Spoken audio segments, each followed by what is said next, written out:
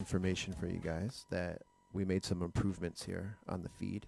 So now, when I work in Serato, you should be able to see my mouse. So let's test it out. Let's test it out. All right. So first thing, if you're just chiming in for the first time, this is Kevin again, DJ K.Sity, and we've been doing this for a couple of weeks now. We're in week 2 of basically just going over some real basic concepts of DJing and helping any students or anybody at home that wants to do something. And because there's just so much that we're so limited being sheltered. So just want to be able to offer this DJ opportunity for anybody that is interested.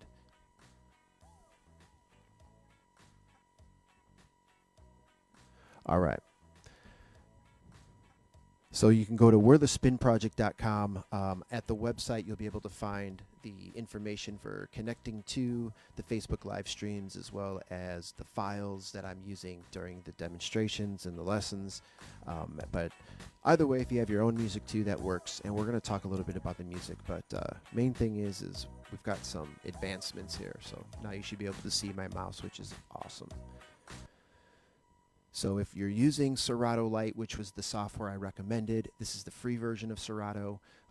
This will allow you to get started, just kind of mess around with the software a little bit, get sort of familiar with what it does, all that good stuff. And I have previous videos about the basics of working in the software. So if you want to know more about the actual buttons and the different icons you see within the software, go back to one of the earlier videos. The videos are also on a YouTube channel. So if you look up Where the Spin Project on YouTube, you'll find those videos for playback. So where we left off from Monday is we've been talking about the basic sort of baby scratch technique, which is sort of fundamental to not only scratching, but to mixing songs. And last stream, I actually demonstrated about how to go from one song to the other. But like all lessons, we want to make sure we go back and review what we did previously. So what I'm looking for is for any of the students that are following along, you want to get your scratch file and load that up into the left deck there.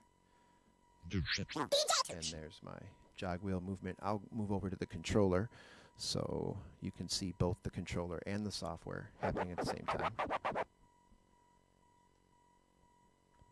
All right. So here I am in Serato. I've got my ah sound that we have already queued up in the last session. Let's go ahead and get our hand over there at 9 o'clock. And we were talking about a 1, 2, 3, 4. We'll call it a 4-beat movement. So it's 1, 2, 3, 4. So if you're following along, just as a quick recap, this is what we've been working on. Right? And then we also added on the release. So that was a little bit more challenging, and we spent a good time on the last session about that. So let's go back and try it a few times. So I'll repeat the exercise. Let me put on some music.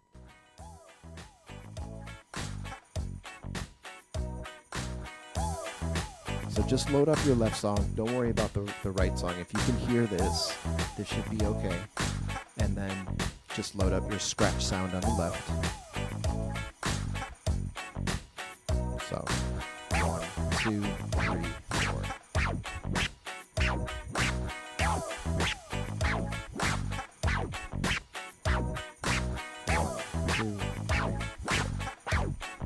Just to warm up. Any of the newer students, stay with the rhythm of the song. 1, 2, 3, 4. 1, 2, 3, 4. Good. And then as I mentioned, we talked about a release, which I'm going to turn the music down for a second. And let's talk about the release.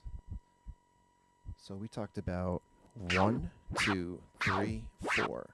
On 5, we're actually going to lift our hand up off the jog wheel, and we're going to stop the jog wheel. Now notice my hand, how I jumped my hand from 9 o'clock to 12. Let's do it again. 1, 2, 3, 4. Release it. jump your hand up to 12. That'll allow you to stop it and then rewind it. If you do that right, you should be right at the beginning of the sound. So in the software,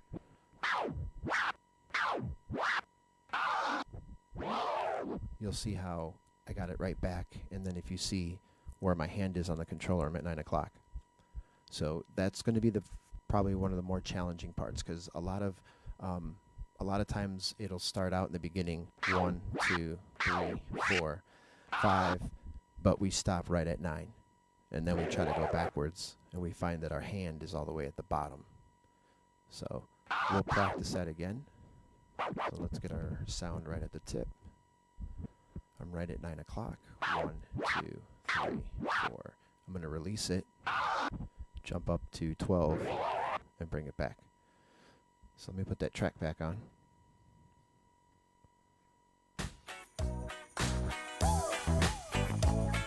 So it should sound like this. 1, 2, 3, 4, release, stop, bring it back. Here we go. 1, 2, 3, 4, release, stop, bring it back. 1, 2, 4, 6, 7, 8. Now, if you can't loop them back to back like that, that's okay. Just take one step at a time. Just do one, pause, so you can do it like this.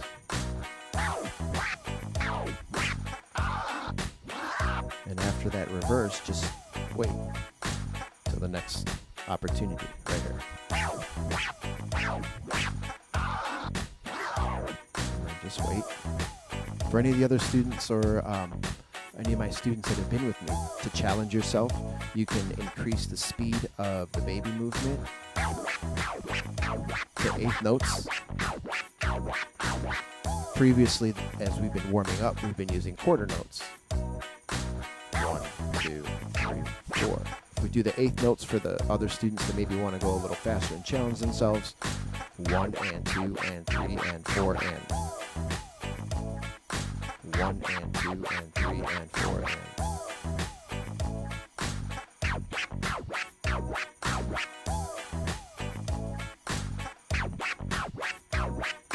And then add the release.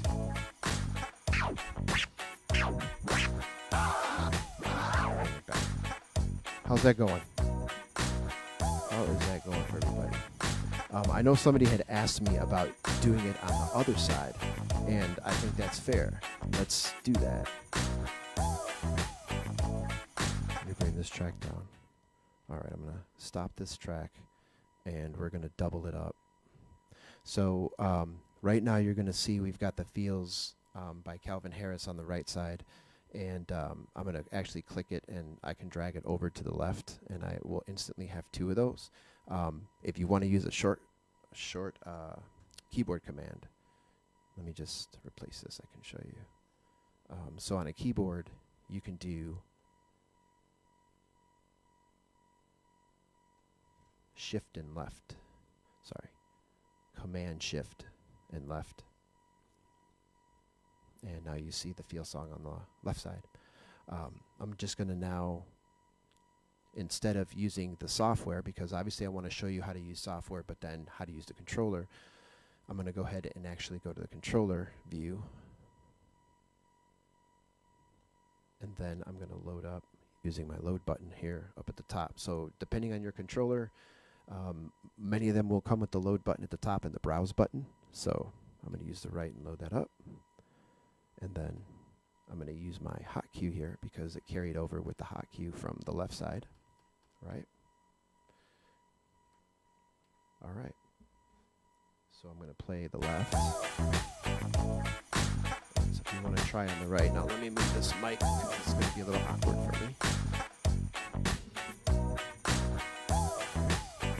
So this time, not to be confused, let's put our right hand onto here. Sometimes we've gotten so comfortable with the left hand over here that we want to use it over here. Use your right hand. So if I flip back to the software, you'll see that I'm right at the tip of the sound. Right? Okay, let's go back to the controller. Right now I've got this play button blinking, so if you remember from the last session, that means that it is actually not playing yet. It's paused. If I lift up my hand, it doesn't go anywhere. So even though I'm at 9 o'clock, I can move it back and forth and hear the sound, but let's press play. Alright, so quarter notes on the right side. 5, 6, 7, 8. Right? 1, 2, 3.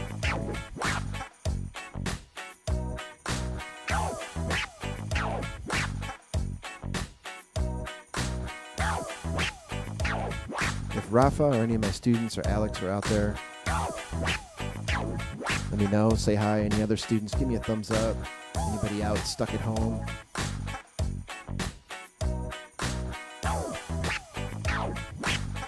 Again, if you want to challenge yourself on the right, you can just change up the timing. So instead of our quarter notes, I'm going to go, these are my quarters. Let's go to eighth notes. Uses a little bit of a different speed. 1 and 2 and 3 and 4 and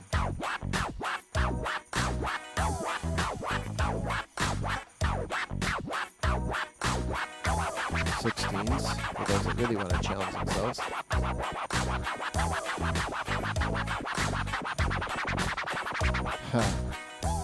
That's really fast, so take it easy, always start slow. Any questions for anybody on the right versus the left? Any of the students got any questions? Anybody else checking in? Parents? All right. Okay. Bring that down for a second. All right, so now let's introduce the crossfader. And this is where we really have to get the being able to rub our belly and tap our head all at the same time. All right, so I'm going to move this back to the left side. Let me go back to the software so you can see what I'm doing. I'm going to do it all with the controller. So to prove it, I'll leave my mouse that you can now see. Just going to leave it there.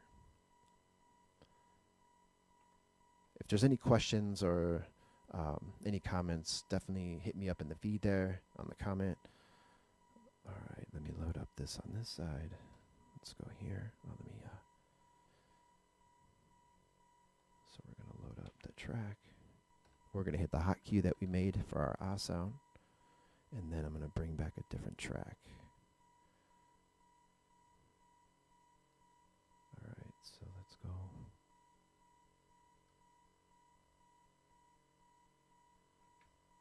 Okay, so I'm using the browse button up here in the top. As I mentioned, some of them will spin around. As you can see in the software, it'll, let me show you the software. It'll start showing you how I'm moving through the folders. See that up here on the left? These guys are all moving. As soon as I go down to a crate, and we talked about creating crates in the music, so if you need to remember how to do that, definitely go back to our previous video. But I can go down to the folder. I pressed down on the button, and most of them you'll get that opportunity to do that. You'll get to actually like press this button and it'll load that song up, or you can hit the load, obviously. All right, so we're gonna go back. Kind of want you to see how I'm jumping around in Serato. And let's just do like, all right, back over here. Let's load that to the right. And actually, now that I think about this,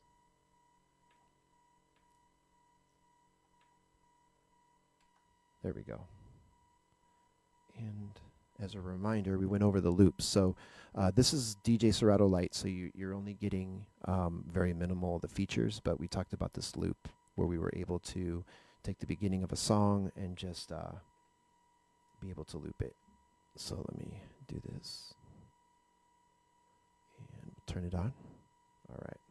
So you can play whatever track you want on the right-hand side. Keep it like around 80, 85, 87, 90 BPM.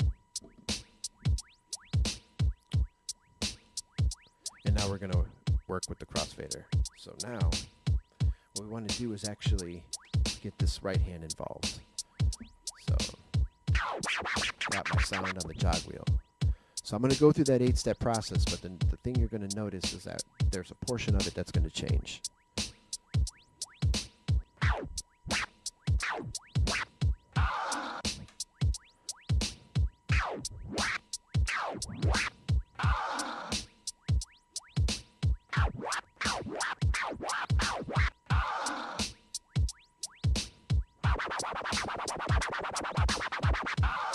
So what's different is the back, the reverse after I let it go. When we didn't involve the crossfader, when it was open, we'd kind of hear that annoying reverse. So now after we let go, we're actually able to close it off, right? We talked about this at the last lesson. Close it off and then rewind it, and you won't hear that rewind. So then we open it back up. So let's remember all the 8 beats that we do this. So 1, 2, 3, 4, 5, 6, 7, 8. 1 is forward, 2 is back, 3 is forward, 4 is back, 5 is let go, 6 is stop, 7 is close, and 8 is the rewind and prepare to get into the next one. So if you're just starting, you don't need to, do these consecutively. Just do one at a time.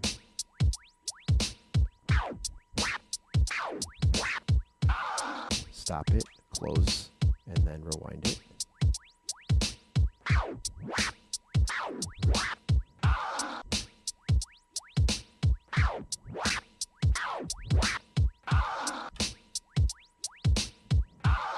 Now, if you want, you don't have to necessarily always just do the 1, 2, 3, 4. You can also practice just the releases themselves if you just want to do them by themselves. So on the 1, I'm going to just basically lift up, stop it, close off the fader, and then repeat that let go. Check it out. 5, 6, 7, 8.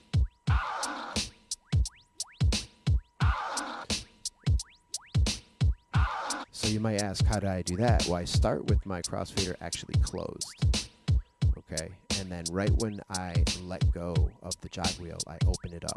You'll see it pop open.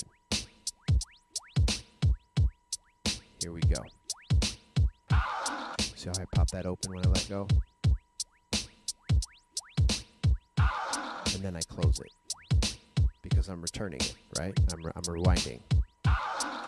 Close it off and bring it back. So it'll look like this in the software.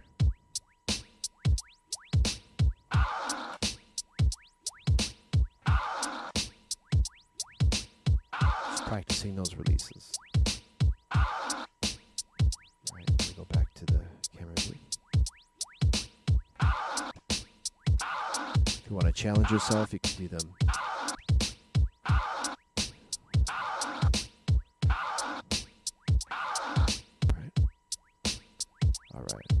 Anybody on the line? Anybody? If you're dialing in, and give me a thumbs up, give me a heart, let me know you're there. If you got any questions, holler. All right, let's do that again.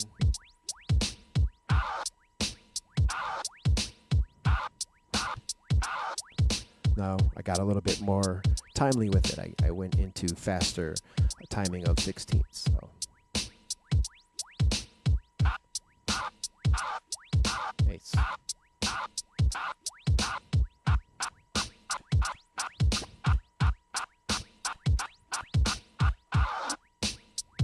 Start slow, just do 1. If you have to pause, prepare yourself. Really remember to open it and close at the end. Right?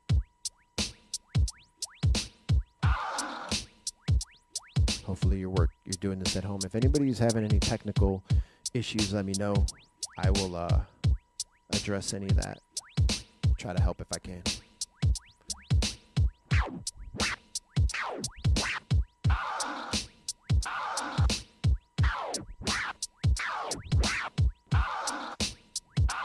So just there, I took a very basic concept of our 1, 2, 3, 4 and threw in a release, and I can do different patterns, and then I did a couple of releases. So that's when the creativity of knowing the basics. So that's why we have to practice, practice, practice. Because the more you practice, the more that will become so much easier, right? And you'll be able to do those cool things.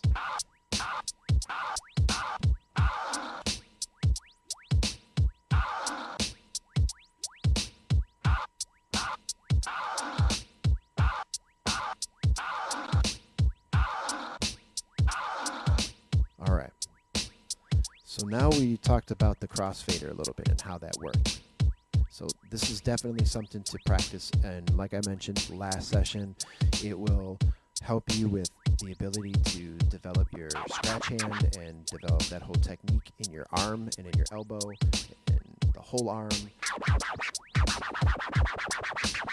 And then when we actually mix the music, that 1, 2, 3, 4 can prepare us to launch the new record or new song that we might be playing or getting ready to play out to the crowd. So for all those coming in, hello, hello. It is the homie Kevin K.Sity. It's 4:55. I'm on this coffee. Y'all like this mug? I'm just wondering if you like this mug. Got this as a gift. I thought it was pretty gnarly. So just to let you know, it really is coffee. Got to keep that caffeine moving. If you're from any schools or any of my students, give me a wave. Give me a hello. All right. Okay. So let's talk a little bit about beat matching and talking about DJing, like actually mixing music. So here's what we're going to do. I think I demonstrated this at the end of the last session. I'm going to go over to my computer view. Although you may not have all these files, I am going to offer a couple of them on the website that you can go get and download. And I'm also going to put some other folders of music that will allow you to grab a couple of songs just to practice at home. But I'm going to use a file here on the left. The most important thing to understand is we're going to talk about the BPM and the speed of the song. I would totally review the way that we've been DJing a totally different way in the classroom environment. You know, being online, we're trying to get to as many people as we can. So I try not to go too fast or too slow, but I want to be, informative, keep it sort of fun and interactive. So we do bypass, I think, a lot of really important stuff. So just to point out that for the lessons and being in the group environment, for any students that want to maybe do this later on after school and do it more long term, you'll get so much more out of it. But I do want to always address any questions. So if you got anything, shoot me a question and I'll answer it. Okay, so let's get back to this. I'm going to load up this song here. And I'm going to put one of our lesson files, which is the 90 BPM on the right. Okay, so I did that with the software, just so for those that might be following us that are just using software. There's, just to remind those that might be using just software, after we load up those songs, the way you saw me drag them up here, we can use these buttons to interact with the song. There's different points in the song, and then you can also play it right there. Now I'll bring it up here. So let's talk about when we're mixing songs and like, how do we do this? Now, there's so much that goes into it, first of all, but I'm just going to go over the technical aspect of it, like getting them in a place where they can kind of work with each other, but you as the DJ have to use your creativity of how you might go from one song to the other. And there's so many ways to do it, and I'll show you ways during the weeks coming up. But there's going to be ways that haven't even been thought of or are being created as we speak. So, all right. So the first thing with actually beat matching is having the songs at the same speed, right? In this world of technology, it makes it very easy for you to see the speed of the song right away in the screen. And there's a sync button, right? You can see the sync button here. And some people will use the sync button. The sync button will actually make the song the same BPM as the song that you are looking for it to be comparable to. So if I'm playing this one on the right, and I play the one on the left, you know, they don't sound really good.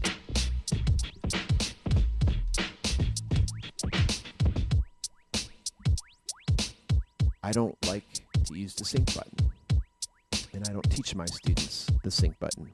It doesn't work, in my opinion. It's just not always going to be, it's not always going to work.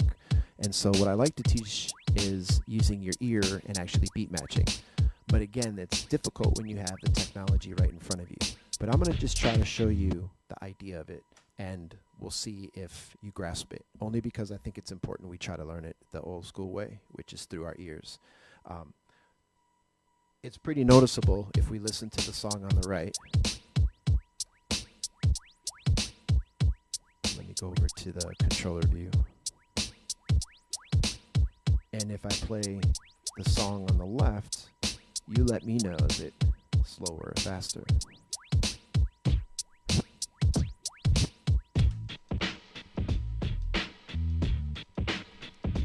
What do we think? For any of my students or anybody, Rafa, Alex, any of those guys, let everyone know why if that song is slower or faster. You can put it in the comment. I'll do it again. So if we listen to the first song, let me put up the volume a little bit.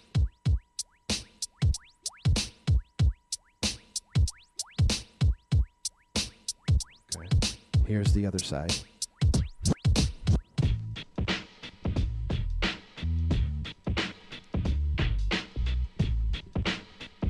Yeah. Yep, you're right. The one on the left is actually slower than the one that was playing on the right. So we've identified the first thing.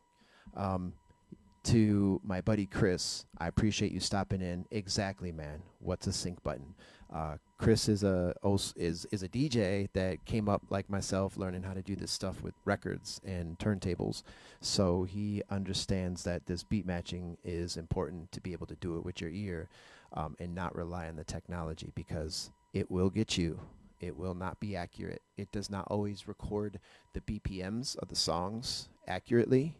The numbers that you see up here, you are not necessarily going to be accurate. They could be the same, and it doesn't work for a lot of reasons, but for the basic principle of the speed and the tempo of that song. Okay, let's go back to the controller. So we came to the conclusion that the song on the left was slower. So we learned about the tempo or the pitch faders, which are up at the top.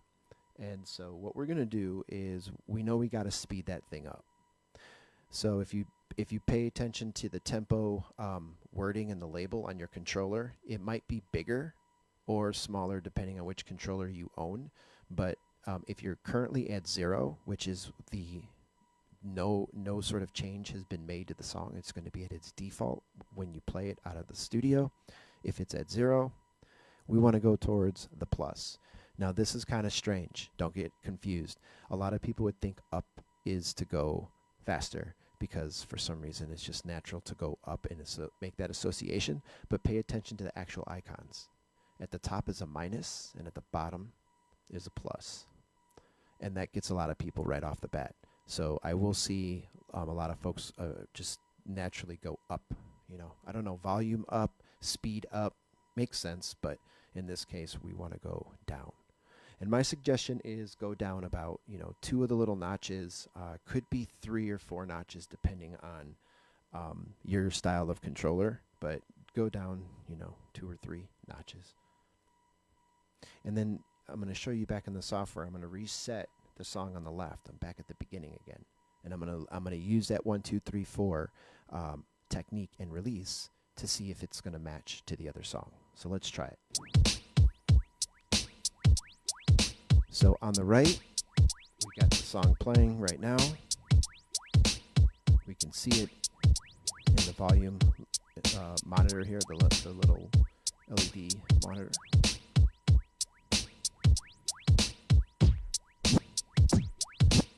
All right, here we go. I'm going to go 1, 2, 3, 4 on 5. I'm going to release, and let's see how well they sound together.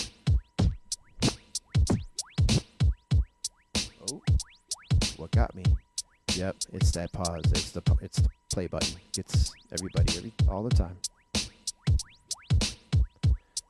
All right, here we go.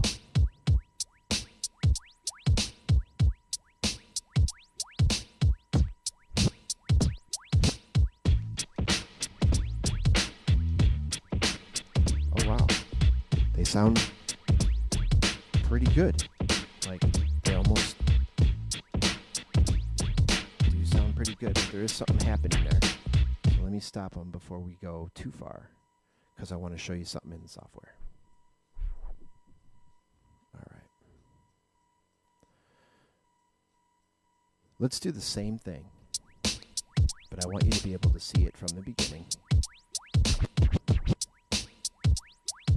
All right.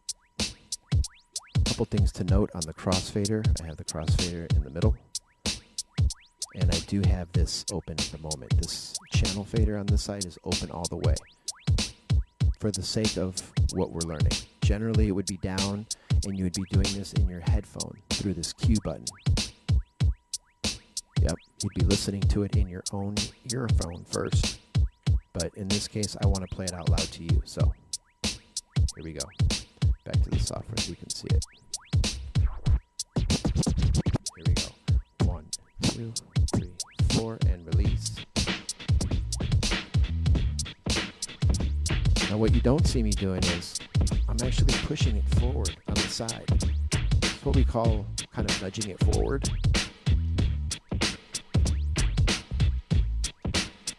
And I was able to make the songs sort of sync with each other, right? They sound a lot better than they did when we started. Okay. So that brings me to a couple of good points about the jog wheel. Let's talk about this jog wheel for a minute. We've learned that on top, if we lift up, it'll play, and when we press down, it'll stop. There are some cases where we have to do that nudging, which you saw me sort of spinning it forward to move the song ahead, like get it matched up.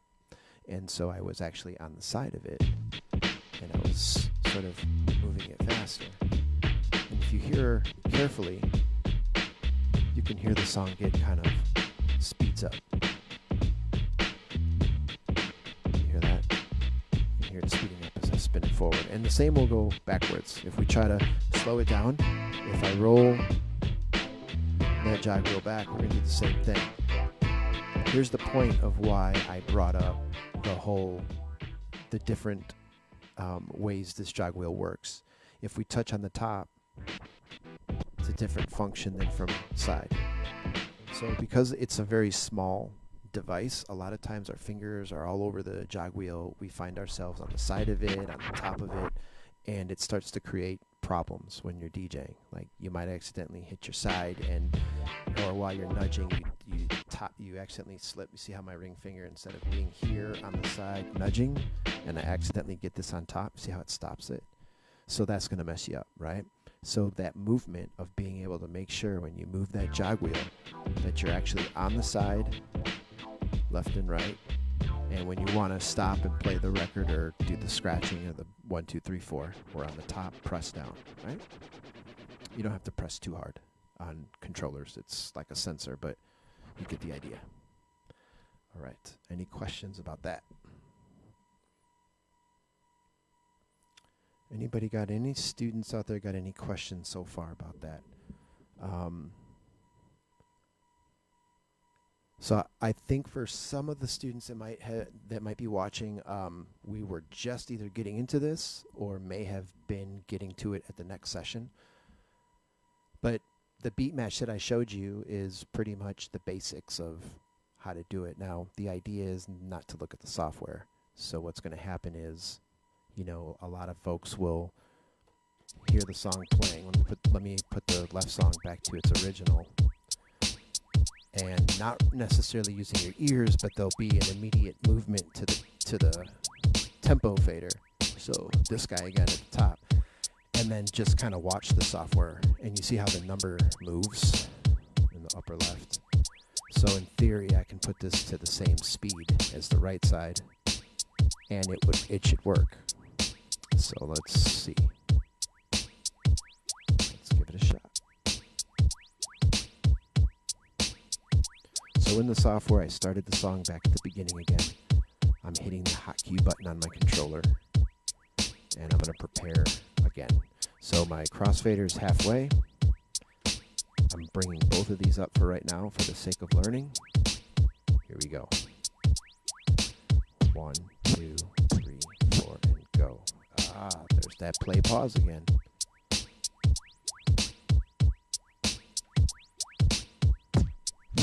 3, 4, and 5. Okay, they sound pretty good. Just to show the example of sounding bad and good, I just want to make sure that we get the difference here.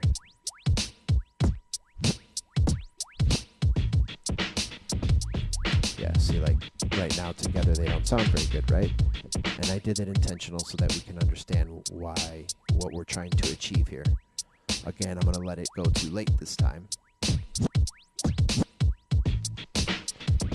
Right, and it doesn't have the smoothness of it. So, try it again.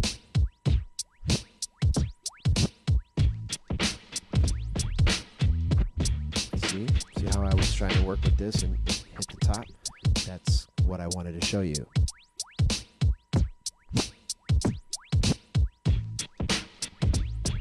All right.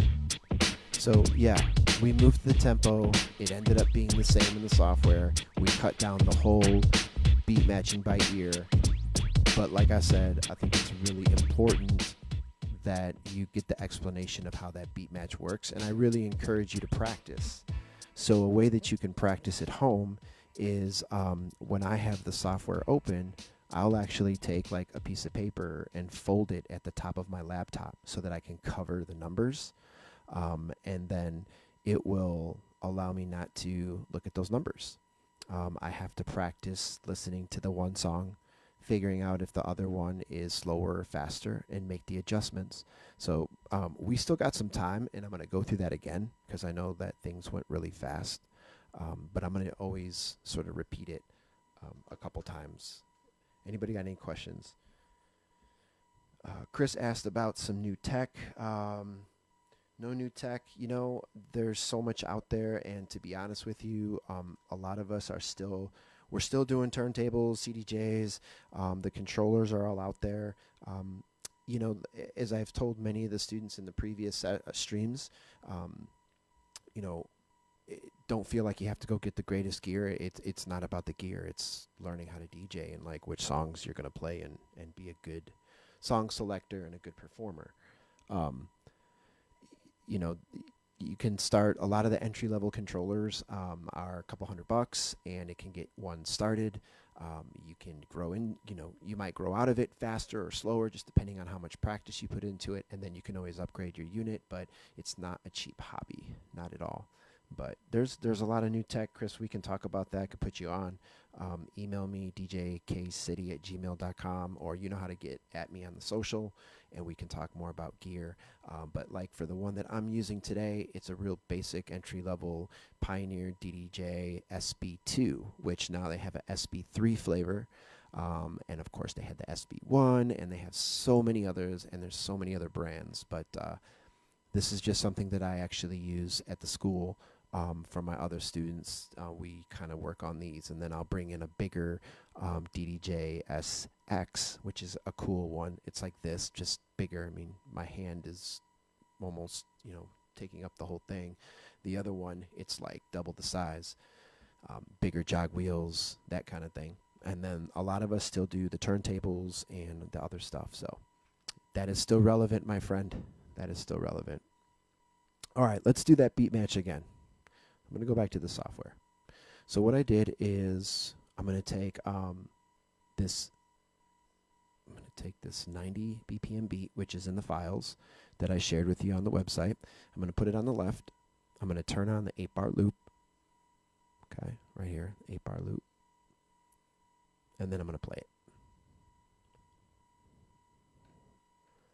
Make sure we can hear it. Okay, good, we can hear it. Now, on the right side, feel free to put any song that you would want, but keep it within the realm of close to, you know, 90 to 95 BPM, just so we can practice. And then let me see what song I have that's going to fit that.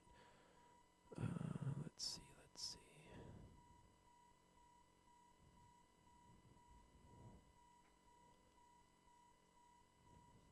Okay, here we go. And I'm going to actually loop this one as well. Okay. Now the thing about the 90 BPM beat on the left is that it's a very short loop. So, you know, it's a very short song file. So if I actually turn off the loop for a minute, if I play it, watch how quickly it plays. You can actually see the wave moving quickly. So that's the reason why I loop it, because it will end in almost 20-something seconds. Now you might be able to beat match within that time as you get better at this, but for now, we're just gonna stop it, pop back to the beginning, and we're gonna loop it for the 8 bars. And I did that with my hotkey on the controller. I stopped it, and it's already in the play mode. Okay, so let's listen to the song on the right.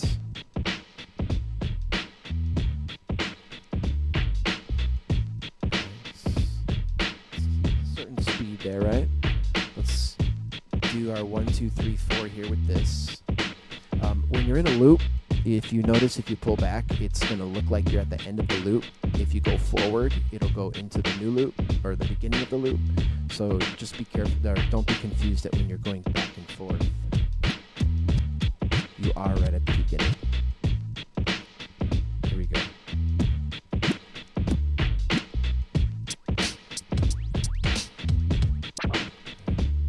You tell me, is it faster or slower?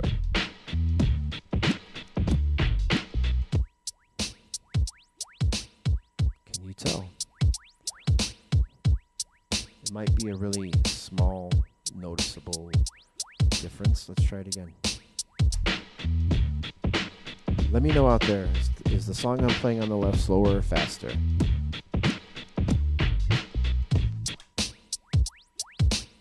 Slower or faster?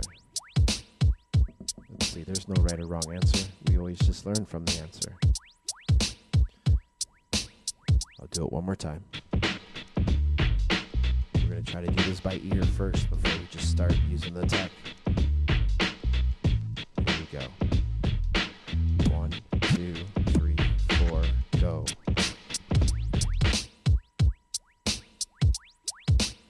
So if you guess that it's slower, you're right, it is.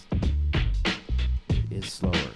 So I'm going to stop the controller, bring it back to the top of the song by hitting the hotkey, and then with my right hand I'm reaching over to the tempo fader over here, and I'm going to go towards the plus sign, which is down. And I'm going to go a couple of notches down. And then I'm going to try the exercise all over. So I'm going to bring the crossfader into the middle. And I'm going to go through the 1 through 4 beat technique. Here we go. 2, 3, 4, 5. 1, 2, 3, 4, 5.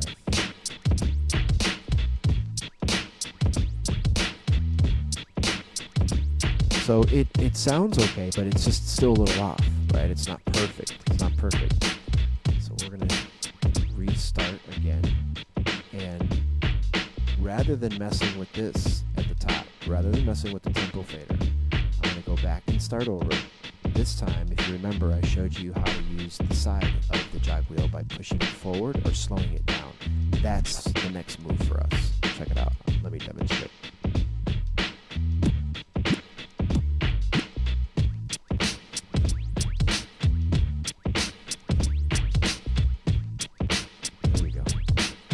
If I let it play, it still sounds okay, but it's off. It's off by a little bit. So watch what happens when I let it play longer. It's falling out of place. Now I'm going to push this record. And it should clean up. It should sound a little more seamless here. Right? There it is. It sounds a lot better. Now the thing is, as a DJ, we can't just keep pushing this thing forever. So what we're going to do is, once we push it into place and it sounds good, we want to move with a sense of urgency. not rush, just urgency, go up to your pitch fader and push it down a little bit, like a smidget. Like I literally just went from here to here, like a little smidget. Then I can grab it again, hit my hot cue, and start over. 1, 2, 3, 4, 5, and let go.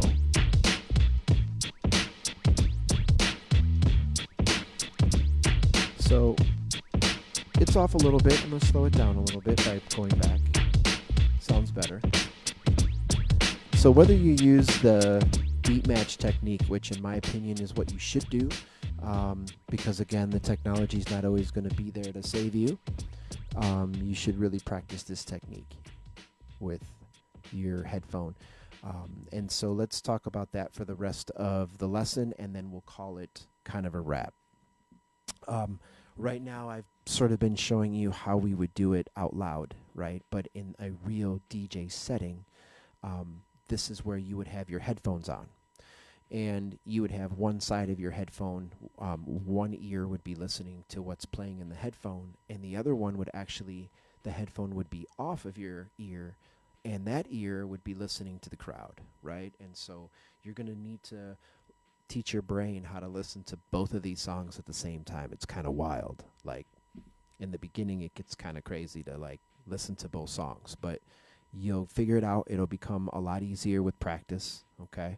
But this is where, if we were going to run this exercise now with our headphone, all right, what I would do is, let's go back to the software view really quick. I still have that loop going on the right.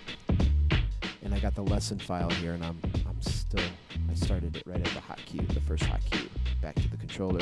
I'm here at the first hot cue button. All right.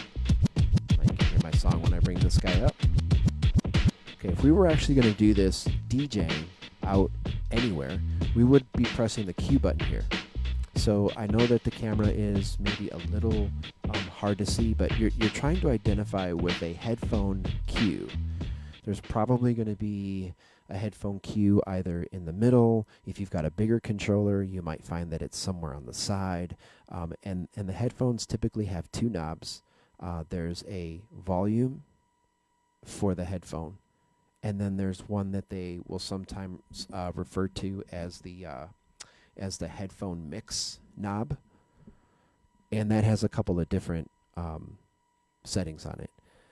So let me explain that, and that will help you better understand what the DJ is actually doing before we play the new song. All right, so what we would do is we would turn on the cue to the left side. This is down, right? We don't if I press play, we can see that it's playing, right? Because the meter is bouncing up. It's actually redlining quite a bit. Let me bring down my trim. There we go. As we talked about that in the last session. And then we can see that the song's actually playing, but we don't hear it. That's because it's down. But with this cue on, if I put my headphones, so bear with me because I'm going to pull the headphone out of the audio mixer for the show. So I'm kind of talking without being able to hear myself. But let me go to the display view, and I'm actually putting my headphone into the headphone jack here. I'm using the quarter adapter. Depending on your controller, it might be on the front side, like it might be like on this front side over here. So look for the headphone icon, and it's probably going to have one or two knobs. But let me know if you're having a hard time looking or finding those, if you have a controller at home. If you don't have a controller, just bear with us here. This is good stuff to know. Some controllers will let you use with the quarter adapter or the actual like 3.5 millimeter or an eighth input, if you will. But I use the adapter to make it a 1/4 inch. Okay, most of the newer controllers will let you use both. So now what would happen is, now here's the thing, don't ever put the headphones on your head right away. When you plug these things into the controller, your headphones should actually be off. And I don't have them on my head at the moment, so I'm kind of doing this without any of it, or a microphone. But here's my headphones. So rather than putting it on your head right away, the first thing to do is when you play the song, which it's playing, is can you hear it coming out of your headphone just by the headphone being in front of you. So let me see. I don't hear anything. Okay. I found the knob on my DJ controller that handles the volume. If you still don't hear anything, take a look at the other button that's associated to it, which is the headphone mix button. If you point it to 12 o'clock for a second, remember 12 o'clock being up, then bring your volume up and see, can you hear what's going on in your headphone? If you can hear a sound, that's great. Lower it down before you put it on your head. Now, if you put this on your head, you don't have to worry about blowing out your ears, but you can hear the song in your headphone and nobody can hear it out loud. Okay, so that's what the DJ is actually doing. So when the song on the right is playing,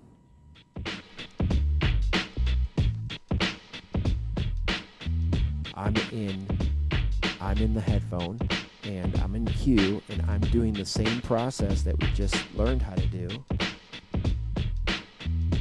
2, 3, 4, and go. Okay, so it's matched. If I go in the software, we see that it's beat matched. But the crowd doesn't hear it out loud. But we should hear it in our headphone. So now if I start to bring this up, we're going to start hearing that song that I just used and beat matched in the headphone.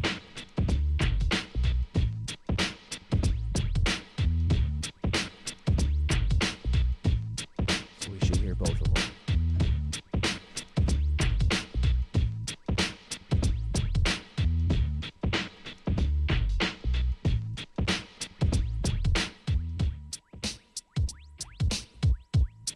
So they're beat matched. So if I go back and forth, you're going to hear both songs being on. So my point is I'm not trying to show you a mixing technique more than I'm just trying to get you to understand that both songs are in sync. Right. Okay, so let's pause for a minute. Any questions? We are going to be wrapping up shortly. I appreciate everybody that stopped in and all the students and kids that are at home stuck. I hope that this DJ stuff helps you out while you're trying to figure out other things to do. You know that I'll be here for you. You can stop in on Monday and Wednesdays at 4:30 p.m. Central Standard Time, and I'll keep doing these while the kids are stuck at home, and even the teachers and parents or anybody else who is stuck at home and maybe wants to mess around and learn a little bit about some DJing. So once again, I appreciate everyone who stopped in. If there's any other questions, please drop them on the comments. As always, at the end of any class, we like to do a little scratching and just kind of like provide a little inspiration for any of the kids out there, anybody else that wants to get down. So let's have a little fun.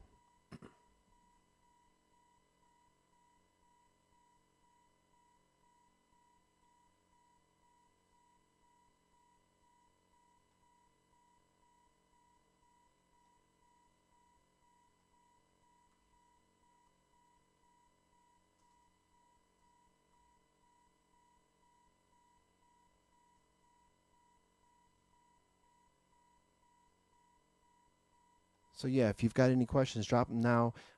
Otherwise, keep following the website, werethespinproject.com. There'll be more updates as to the schedule. As I mentioned, typically we've been doing Mondays and Wednesdays, but if parents, you've got any suggestions on wanting to do that a little bit later, I'm definitely all ears.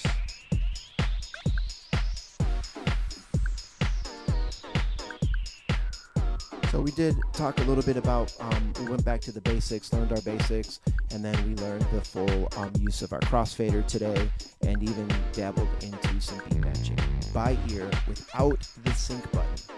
Don't need the sync button.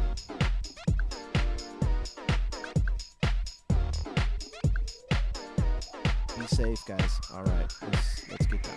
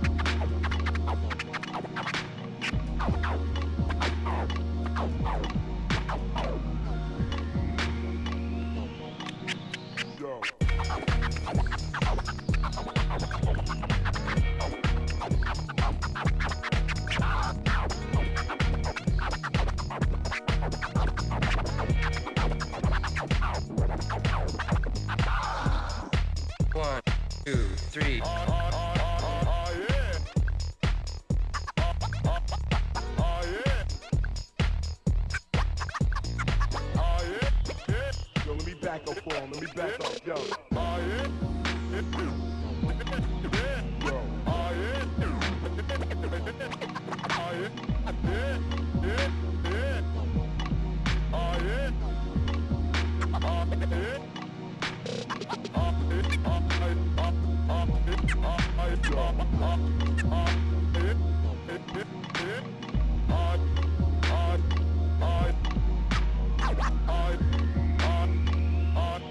Back up, yo.